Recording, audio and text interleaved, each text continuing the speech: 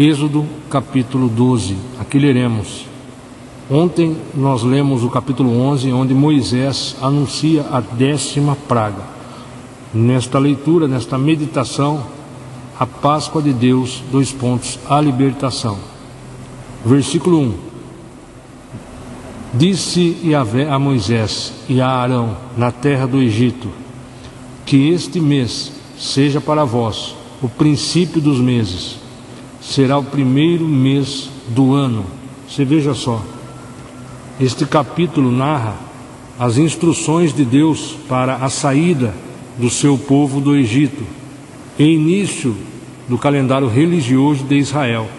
As festas de Ano Novo no Antigo Oriente Médio coincidem com a nova estação de vida da natureza. A designação deste mês, abre parênteses, Abid ou Nissan, em hebraico, fecha parênteses, que corresponde ao início da primavera com suas chuvas seródias, o começo das colheitas de cevada e do linho, e a um período entre nossos meses de março e abril. Como o Ano Novo de Israel ficaria como um memorial à nação, que sua vida como povo de Deus alicerçava-se na ação amorosa, na ação poderosa e remidora, ação do Senhor do Êxodo. Abid era um nome cananeu e significa, abre aspas, nova espiga de grãos. Mais tarde, o nome de origem babilônica, entre parênteses, Nissan, passou a ser usado preferencialmente até nossos dias. Israel teve 2 calendários, um calendário agrícola, que começava no outono, que durante a monarquia ocupou o lugar do tradicional calendário civil da nação. Esses 2 calendários, calendário civil e religioso, coexistiram até depois do cativeiro na Babilônia. O judaísmo, em nossos dias, segue apenas o calendário agrícola, que é lunar, ou seja, a cada lua nova inicia-se um novo mês e registra o tempo desde a criação de Adão. Versículo 3. Falai a toda a congregação de Israel, dizendo: no dia 10 deste mês, que cada homem tome para si um cordeiro para cada família, um cordeiro para cada casa. Entretanto, se a família for pequena para consumir um cordeiro, então se juntará com o vizinho mais próximo de sua casa, conforme o número de pessoas. O cordeiro será escolhido na proporção do que cada um puder comer. O cordeiro será macho, sem defeito, e de 1 ano. Vós os escolhereis entre os cordeiros ou entre os cabritos. 1 Pedro 1,19, aqui leremos. Mas pelo precioso sangue de Cristo, como de um cordeiro sem mancha e sem defeito. Voltando, versículo 6. E o guardareis até o dia 14 deste mês, e toda a assembleia da congregação de Israel o degolará à tarde, e tomarão um pouco de sangue e passarão sobre os 2 umbrais e sobre as vergas das portas das casas em que o comerem. Naquela mesma noite comerão a carne grelhada no fogo, com pães matzá, não fermentados, e ervas amargas a comerão. Pães matzá, na versão da Almeida, está como pães asmos. Vamos ler 1 Coríntios 5,8, versão NVI. Por isso celebremos a festa, não com o fermento velho, nem com o fermento da maldade e da perversidade, mas com os pães sem fermento da sinceridade e da verdade. Glória a Deus. Voltando, versículo 9. Não comereis dele nada cru, nem cozido em água. O animal inteiro, incluindo a cabeça, as pernas e os miúdos, será assado em brasa. Nada deixareis sobrar até pela manhã. Caso isso aconteça, queimareis o que restar. Ao comer, estai prontos para partir. 2 pontos. Cinto atado, sandália nos pés e cajado na mão. Comereis às pressas. 2 pontos. é o Pessá de Yahvé, a Páscoa do Senhor. Vamos ler a referência cruzada em Lucas 12:35. Estejam prontos para servir e conservem acesas as suas candeias. Efésios 6, versículo 14 até o 17, da Bíblia King James, Bíblia de Estudo. Depois vamos ler o comentário deste Efésios 6, 14 ao 17. Está escrito: estai, portanto, firmes, trazendo em volta da cintura a verdade, e vestindo a couraça da justiça, calçando os vossos pés com a proteção do Evangelho da paz, embraçando sempre o escudo da fé, com o qual podereis apagar todas as setas inflamadas do maligno. Usai igualmente o capacete da salvação e a espada do Espírito, que é a palavra de Deus. Para nós vencermos a guerra dos séculos, é necessário uma estratégia defensiva e uma estratégia ofensiva. Primeiramente, assumir a posição de defesa, armando-se da verdade, da justiça e da santidade, conforme Romanos 6,12. Fé absoluta nas promessas do Senhor e certeza pessoal de salvação. Em seguida, investir contra os inimigos da nossa alma, empunhando a espada do Senhor, que é a palavra de Deus, Hebreus 4,12, e com a oração que abre nossa boca para revelar ao mundo o poder do testemunho e da pregação do Evangelho. Voltando então no versículo 11: ao comer, estai prontos para partir, cinto atado, sandália nos pés e cajado na mão. Comereis às pressas, é o Pessá de Yahvé, a Páscoa do Senhor. Na versão Almeida: assim, pois, o comereis, os vossos lombos ungidos, os vossos sapatos nos pés e o vosso cajado na mão, e o comereis apressadamente. Esta é a Páscoa do Senhor. Veja só, a Páscoa, Pessá, em hebraico, significa literalmente passagem sobre. Yahvé, o Senhor, passaria por cima das pessoas que estivessem abrigadas nas casas com a marca do sangue do Cordeiro. Veja só, Páscoa, a palavra Pessá, em hebraico significa literalmente, entre aspas, passagem sobre. Entendeu? Então Deus, entre aspas, passaria por cima das pessoas que estivessem abrigadas nas casas com a marca do sangue do Cordeiro, e assim não as destruirias. Não a destruiria. Este seria um juízo também aplicado a todos os deuses, entre letra minúscula, deuses com letra minúscula do Egito. Alguns já haviam sido condenados, e agora a obra se completaria. Nenhum ídolo ou idólatra escaparia. Ficaria demonstrado cabalmente que homens e até os animais, abre parênteses, considerados sagrados e protegidos pelos deuses com letra minúscula, fecha parênteses, não podem se livrar por si sós do juízo de Deus, e que devem pagar por seus pecados com sangue, isto é, a morte. Romanos 6:23.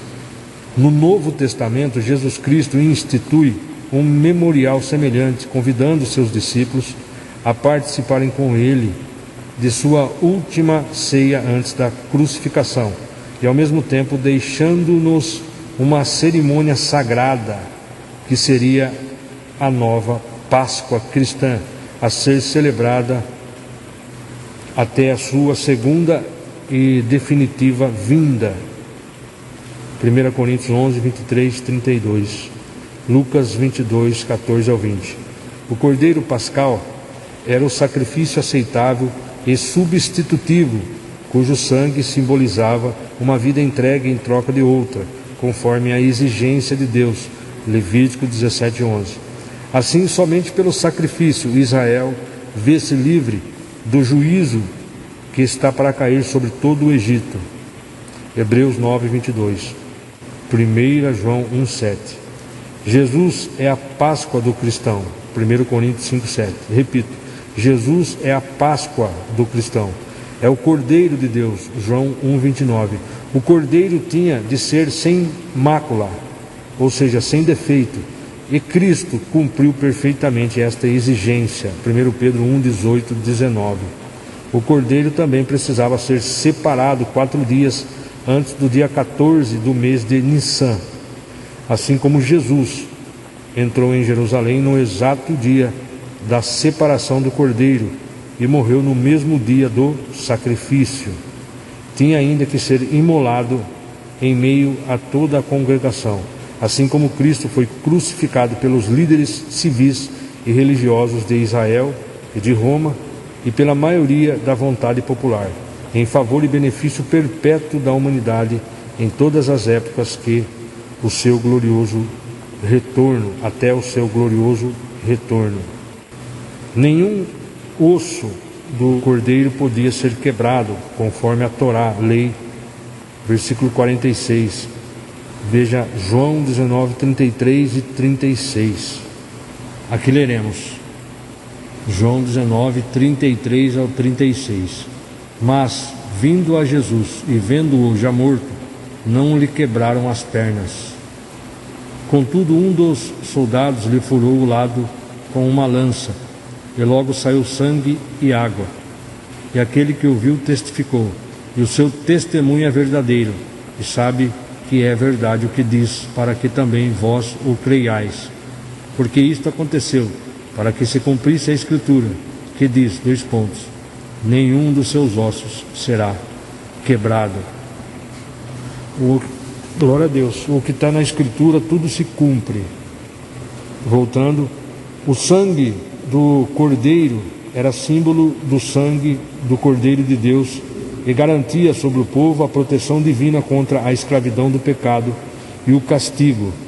Do mesmo modo, é o sangue de Jesus Cristo, nosso Senhor, que nos liberta da escravidão imposta ao mundo por Satanás, nos livra da punição eterna e nos garante vida e vida em plenitude. João 10, 10. Aqui leremos. Versão NVI. O ladrão vem apenas para furtar, matar e destruir. Eu vim para que tenham vida e a tenham plenamente. Em outra versão, e a tenham em abundância. Na versão na King James está escrito: o ladrão não vem, senão para roubar, matar e destruir. Eu vim para que as ovelhas tenham vida, e vida em plenitude. Veja só, eu vim para que as ovelhas, não é outra, está denominando aqui, eu vim para que as ovelhas tenham vida, e vida em plenitude. Eu sou o bom pastor dá sua vida pelas ovelhas, ok? No versículo 9 fala: eu sou a porta, qualquer pessoa que entrar por mim será salva, entrará e sairá e encontrará pastagem. Em aramaico, a língua que Jesus falava tem o sentido de, entre aspas, permanecer em segurança, a proteção de Deus, achará pastagem. Veja só, eu sou o bom pastor, capítulo 10, em verdade vos asseguro, aquele que não entra no aprisco das ovelhas pela porta, mas sobe o muro à procura de outra passagem, esse é ladrão e assaltante. A ligação entre os capítulos 9 e 10 não é o foco dessa leitura, mas vamos falar, está na exclusão do homem que fora curado de cegueira. Jesus, entretanto, o abriga como ovelha em um novo rebanho. A sua igreja. O aprisco ou curral era normalmente um cercado com muros de pedra, com uma entrada guardada por um porteiro, tá? Versículo 2: aquele que entra pela porta é o pastor das ovelhas. Para esse, o porteiro abre a porta do aprisco, que as ovelhas ouvem sua voz. Ele chama cada uma de suas ovelhas pelo nome e as guia para fora. João Batista foi o precursor dos guias verdadeiros. 1 Pedro 5, 1 ao 4. Os crentes são considerados a deixar o judaísmo e qualquer outra religião, catolicismo, para seguir unicamente Cristo, o supremo pastor. Hebreus 10. Jesus cumpre a figura de Josué e a profecia em Ezequiel, onde Cristo é o Messias da linhagem de Davi. Versículo 4: depois de conduzir para fora, todas as que lhe pertencem vai adiante delas, e elas o seguem, porque reconhecem a sua voz. Todavia, de modo algum seguirão a um estranho, ao contrário, fugirão dele, porque não conhecem a voz de estranhos. Jesus falou de forma proverbial, mas eles não compreenderam o significado do que lhes havia falado. Provérbio significa enigma, segundo Pedro 2:22. O termo, entre aspas, parábola, em grego parabole, designa um tipo de ilustração usada por Jesus nos sinóticos. Sendo assim, Jesus lhe disse de novo: em verdade vos asseguro, eu sou a porta das ovelhas. Todos quantos vierem antes de mim são ladrões e assaltantes, porém as ovelhas não os ouviram. Eu sou a porta. Qualquer pessoa que entrar por mim será salva, entrará e sairá e encontrará pastagem. Nós vimos que pastagem é permanecer em segurança, ok? Aí entra o versículo 10: o ladrão não vem senão para roubar, matar e destruir. Eu vim para que as ovelhas tenham vida e vida em plenitude. Eu sou o bom pastor dá sua vida pelas ovelhas. O mercenário, que não é o pastor, a quem as ovelhas pertencem, vê a aproximação do lobo, abandona as ovelhas e foge. Então o lobo as apanha e dispersa o rebanho. O mercenário foge porque é um mercenário e não tem zelo pelas ovelhas. Eu sou o bom pastor. Eu sou o bom pastor, repetindo, conheço as minhas ovelhas e sou conhecido por elas. Assim como o Pai me conhece e eu conheço o Pai e entrego minha vida pelas ovelhas, ainda tenho outras ovelhas que não são deste aprisco, as quais devo da mesma maneira trazer. Elas ouvirão minha voz e haverá um só rebanho e um só pastor. Outras ovelhas refere-se aos crentes gentios em todo o mundo, que se unirão a Cristo e formarão um novo e verdadeiro Israel. As ovelhas que não são deste aprisco, as ovelhas judias, precisavam ser tiradas do primeiro aprisco, antes de serem reunidas às outras e formarem um novo e único rebanho. Ainda tenho outras ovelhas que não são deste aprisco, as quais devo da mesma maneira trazer. Elas ouvirão minha voz e haverá um só rebanho e um só pastor. Por esse motivo, o Pai me ama, porque eu entrego a minha vida para retomá-la. Ninguém a tira de mim, antes eu a entrego de espontânea vontade. Tenho poder, ou seja, autoridade. É pela autoridade do Pai que o Filho age com independência, um paradoxo próprio do relacionamento único entre Deus Pai e Deus Filho. Tenho poder para entregá-la e poder para retomá-la. Esse é o mandamento que recebi do meu Pai. Ok, então nós lemos, então eu sou o bom pastor. Agora vamos voltar onde nós paramos em Êxodo, capítulo 12, voltando, versículo 12. E naquela mesma noite eu passarei pela terra do Egito e matarei todos os primogênitos, tanto dos homens como dos animais, e executarei juízo sobre todos os deuses, com letra minúscula, do Egito. Eu sou Yahvé. O sangue, porém, será para vós um sinal nas casas em que estiverdes. Quando eu vir o sangue, passarei adiante. A praga de destruição não vos atingirá quando eu ferir o Egito. Esse dia, portanto, será para vós um memorial, e o celebrareis como uma festa perene para Yahvé. As vossas gerações o celebrareis por decreto perpétuo. Continuando. A festa dos pães Matzah, ázimos. Versículo 15. Durante 7 dias comereis pães Matzah sem fermento. Desde o primeiro dia tirareis o fermento das vossas casas, pois todo o que comer hametz, algo fermentado, desde o princípio do dia até o 7º, essa pessoa será eliminada de Israel. No primeiro dia tereis uma santa assembleia, e no 7º dia igualmente uma santa convocação. Nenhuma obra se fará neles, e vós preparareis somente o que cada um deve comer. Celebrareis, portanto, a festa dos pães sem fermento, porque foi nesse mesmo dia que eu tirei os exércitos de Israel do Egito.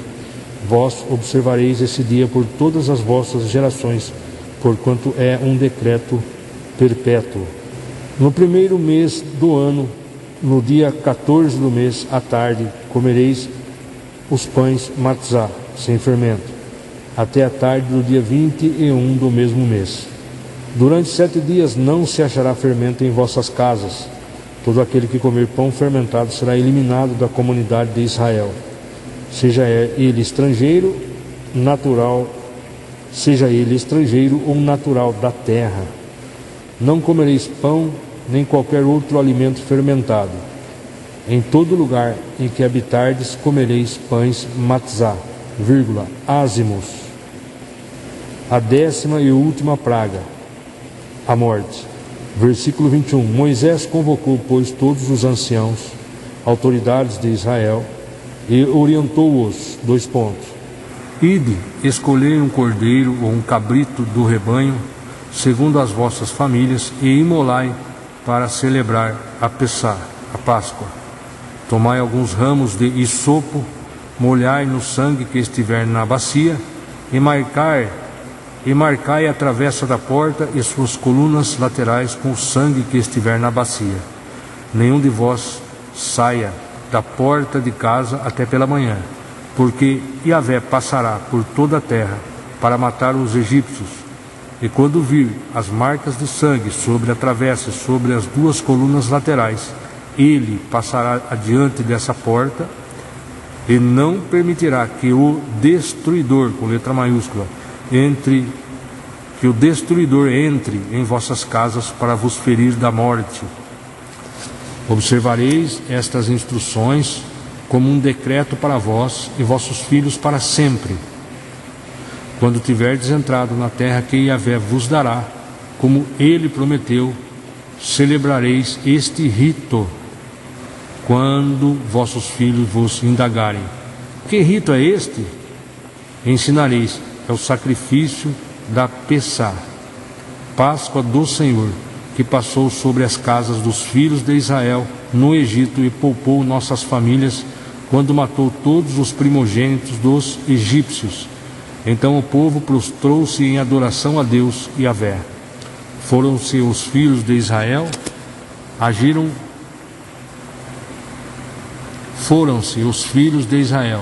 agiram conforme toda a instrução recebida. Como Yahvé ordenara a Moisés e Arão, assim fizeram. Versículo 29. A morte dos primogênitos egípcios. Então, eis que à meia-noite, Yahvé matou todos os primogênitos do Egito, desde o filho mais velho do faraó, herdeiro do trono egípcio, até o filho mais velho do prisioneiro que estava no cárcere, e também todas as primeiras crias do gado e dos rebanhos. Vamos ler Hebreus 11, 28. Por intermédio da fé, celebrou a Páscoa e fez aspersão do sangue, para que o anjo destruidor não tocasse nos primogênitos dos israelitas. Muito bem, voltando no versículo agora 30. No meio da noite, o faraó, todos os seus conselheiros e todo o povo egípcio se levantaram assustados. E houve terrível pranto por todo o Egito, pois não havia uma só casa egípcia que não tivesse algum morto. Início do êxodo pelo deserto. Versículo 31. Ainda as trevas da noite cobriam o Egito quando o faraó mandou chamar às pressas Moisés e Arão e determinou-lhes: levantai-vos e saí imediatamente do meio do meu povo e de minhas terras, vós e todos os filhos de Israel. Ide, portanto, e servi a Yahvé, como tendes insistido. Levai convosco vossos rebanhos e vosso gado, como pedistes. Parti e pedi a vosso Deus para que eu também seja abençoado. E os egípcios pressionavam o povo a que abandonasse depressa o país, exclamando: eis que morreremos todos. O povo levou, pois, a farinha amassada antes que levedasse, e as amassadeiras atadas em trouxas com seus mantos sobre os ombros. Os filhos de Israel fizeram como Moisés havia dito, e pediram aos egípcios objetos de prata, objetos de ouro e roupas. Yahvé fez que seu povo encontrasse graça aos olhos dos egípcios. Yahvé fez que seu povo encontrasse graça aos olhos dos egípcios, de maneira que estes lhes davam o que pediam, e despojaram os egípcios. Os israelitas partiram de Ramsés até Sucote. Havia cerca de 600.000 homens a pé, além de mulheres e crianças. Grande multidão de estrangeiros de todo tipo também seguiu com eles, além de grandes rebanhos, tanto de bois como de ovelhas e cabras. Versículo 39. Com a massa que haviam trazido do Egito, fizeram pães sem fermento. A massa não tinha fermentado, pois eles foram expulsos do Egito e não tiveram tempo de preparar comida. Ora, a permanência dos filhos de Israel no Egito durou 430 anos. Exatamente no dia em que se completaram os 430 anos, todos os exércitos do Senhor abandonaram o Egito. Na outra versão, e aconteceu que passados os 430 anos, naquele mesmo dia, todos os exércitos do Senhor saíram da terra do Egito. Vamos voltar no versículo anterior, 40, na versão Almeida. O tempo que os filhos de Israel habitaram no Egito foi de 430 anos. Vamos ler em Gálatas 3,17. A lei e a graça da promessa. Versículo 16 e 17. Desse mesmo modo, as promessas foram feitas a Abraão e ao seu descendente. A Escritura não declara, e aos seus descendentes, como se referindo a muitos, mas exclusivamente ao seu descendente, transmitindo a informação de que se trata de uma só pessoa, isto é, Cristo. Ok? Em outras palavras, a lei que veio 430 anos depois, a confirmação, não anula a aliança previamente estabelecida por Deus, de maneira que venha a invalidar a promessa. O princípio da fé é anterior à própria lei e mais importante do que as ordenanças mosaicas. O período em que o povo de Israel viveu como escravo no Egito, abre parênteses, sem contar a peregrinação no deserto, fecha parênteses, é designado em números redondos pela Septuaginta. O descendente refere-se outra vez a Jesus Cristo. E também é importante destacar que Jesus é a verdadeira semente, em que as promessas têm o seu perfeito cumprimento. Ok? Jesus é a semente em que todas as promessas têm o seu perfeito cumprimento. Voltando, versículo 41. Exatamente no dia em que se completaram os 430 anos, todos os exércitos do Senhor abandonaram o Egito.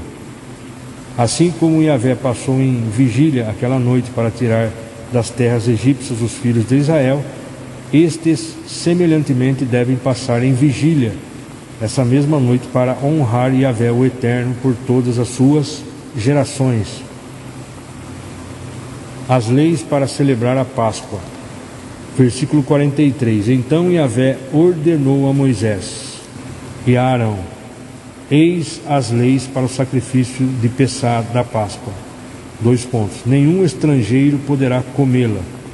Vamos ler agora na Almeida. Versículo 43. Disse mais o Senhor a Moisés e a Arão: esta é a ordenança da Páscoa, nenhum filho de estrangeiro comerá dela.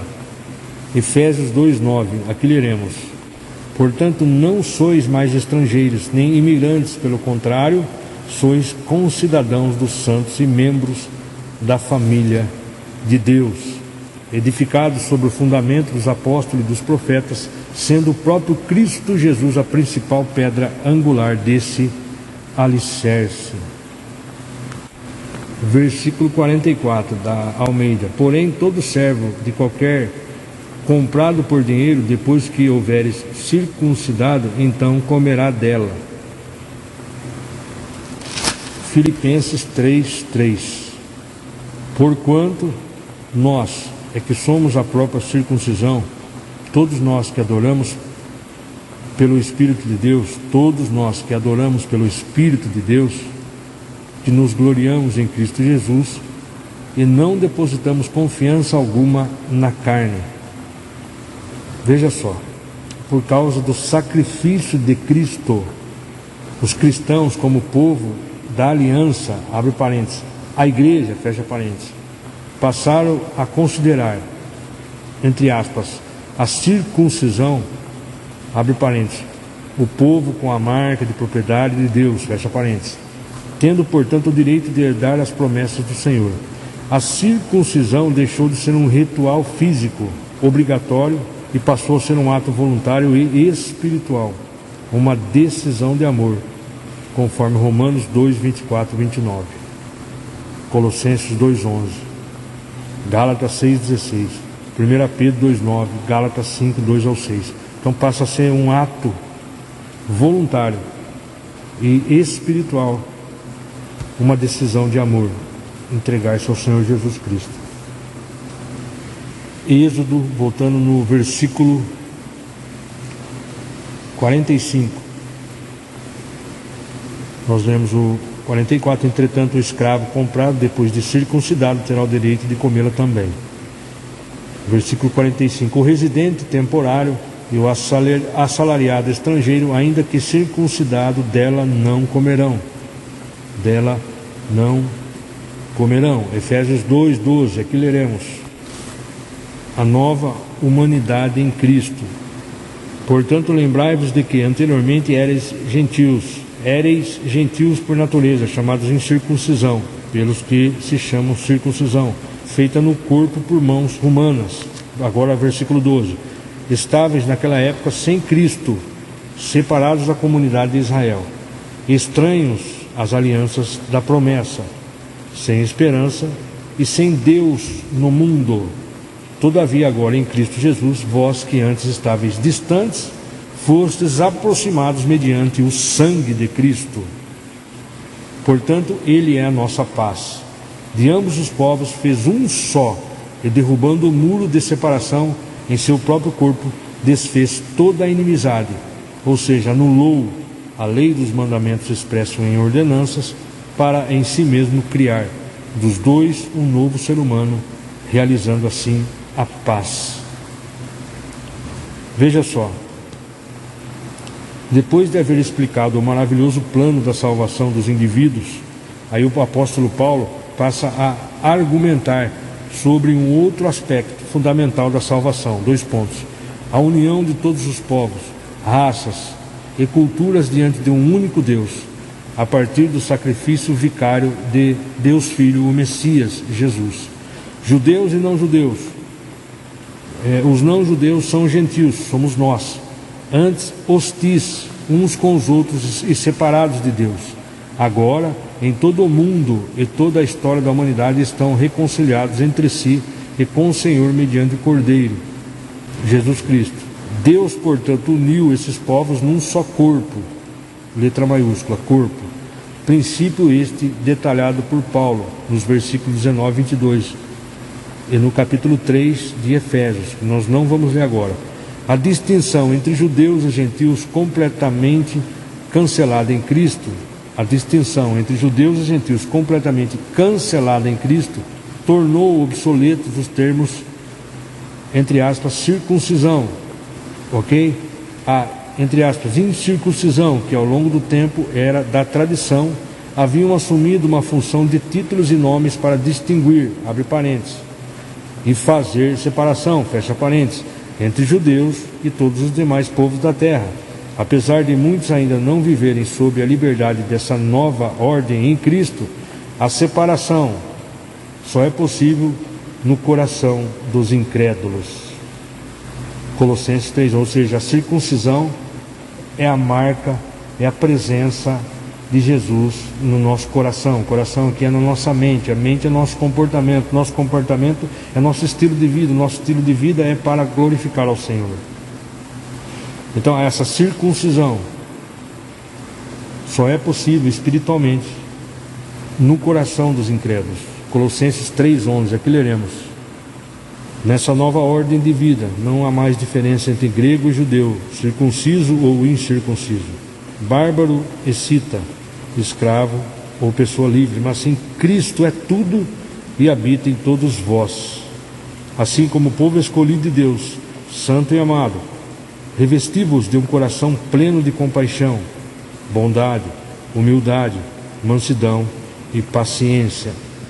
Você veja só, a expressão original bárbaro aqui era usada pelos gregos para indicar uma pessoa que não falava grego e, portanto, era considerada não civilizada para os padrões da época.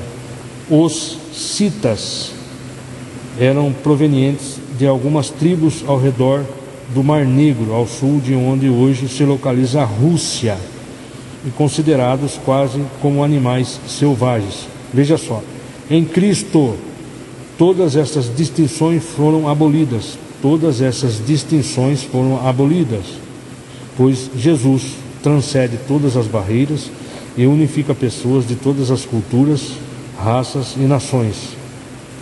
Aí nós passamos para o versículo 12: assim como o povo escolhido de Deus, santo e amado, revestidos de um coração pleno de compaixão, bondade, humildade, mansidão e paciência. Veja só, o título outorgado a Israel passou também a significar a igreja de Cristo. 1 Pedro 2:9. A eleição divina é sempre apresentada nas cartas de Paulo, porém as Escrituras não deixam de destacar a responsabilidade de cada pessoa em relação às suas decisões e atitudes. Paulo reforça que exatamente por ter sido eleito, o cristão convicto e fiel, veja só, Paulo reforça que exatamente por ter sido eleito, o cristão convicto e fiel deve dedicar todo o seu esforço a fim de viver em conformidade com o chamado de Deus. Os apóstolos e principais discípulos de Cristo foram grandes exemplos deste conceito teológico. Efésios 1:4. Voltando então para finalizar Êxodo 12, agora o versículo 49. Vou ler o 48. Se alguém imigrante estrangeiro habita contigo, se quiser celebrar a Pessá, a Páscoa para Yahvé, terá de circuncidar todos os de sexo masculino de sua família, então poderá participar. A mesma lei se aplicará ao natural da terra e ao prosélito, o estrangeiro residente. Assim todos os filhos de Israel fizeram tudo como o Senhor lhes havia ordenado por intermédio de Moisés e Arão. No mesmo dia, Yahvé tirou todos os filhos de Israel do Egito, organizados de acordo com os seus exércitos. Na outra versão, e aconteceu naquele mesmo dia que o Senhor tirou os filhos de Israel de todo o Egito segundo os seus exércitos. Para concluir então, Colossenses 3 vai falar sobre vivendo plenamente em Cristo, vivendo plenamente em Cristo Jesus. Então, nessa nova ordem de vida, vamos repetir, não há mais diferença entre grego, judeu, circunciso e incircunciso, bárbaro, cita, escravo, pessoa livre, mas sim Cristo é tudo e habita em todos vós. E em Gálatas 3:28, não há judeu nem grego, escravo ou livre, homem ou mulher, porque todos vós sois um em Cristo Jesus. E se sois de Cristo, então sois descendência de Abraão e plenos herdeiros de acordo com a promessa. Então todos os cristãos sinceros são adotados por Deus e se tornam seus filhos, plenamente justificados, adultos e dignos da herança eterna com todos os privilégios, entre parênteses, e deveres decorrentes. Romanos 8:14-17. A união com Cristo transcende todas as diferenças raciais, culturais, políticas, sociais. Portanto, os crentes verdadeiros são os descendentes espirituais de Abraão. Aí depois é interessante estudar o capítulo 4, não mais escravos, mas filhos, glória a Deus. Então nós meditamos uma versão um pouco estendida, porque nós decidimos passar pelo Novo Testamento, com algumas referências cruzadas sugeridas pela Almeida Revista e Corrigida, aonde nós, graças ao bom Deus, fizemos esta leitura e esta gravação. Amanhã, permitindo Deus, estaremos lendo o próximo capítulo com o nome Consagração dos Primogênitos. Todas as dúvidas nós encontramos resposta aqui na Palavra de Deus. Por isso nós somos instruídos diariamente a ler, entender e aplicar em nossa vida. Que Deus nos abençoe, em nome de Cristo Jesus. Amém.